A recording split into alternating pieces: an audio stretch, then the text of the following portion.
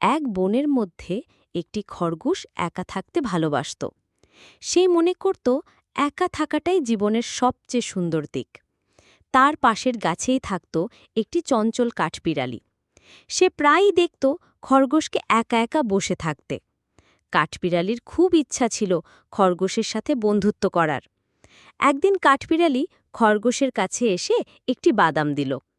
খরগোশ প্রথমে অবাক হলেও কাঠবিড়ালির আন্তরিকতায় মুগ্ধ হল। দুজনে মিলে ঘুরতে গেল এক ঝর্ণার কাছে। সেখানে তারা অনেক গল্প করল। খরগোশ আবিষ্কার করল একা থাকার আনন্দ সুন্দর হলেও বন্ধুদের সাথে সেই জীবনটা আরও অনেক বেশি রঙিন ও আনন্দময় হয়। সেই দিন থেকে তারা আর একা থাকত না, একসাথে খেত, খেলত এবং গল্প করত। তাদের বন্ধুত্ব দেখে বনের অন্যান্য প্রাণীরাও বুঝল যে একা থাকার চেয়ে একসাথে থাকা অনেক বেশি আনন্দের।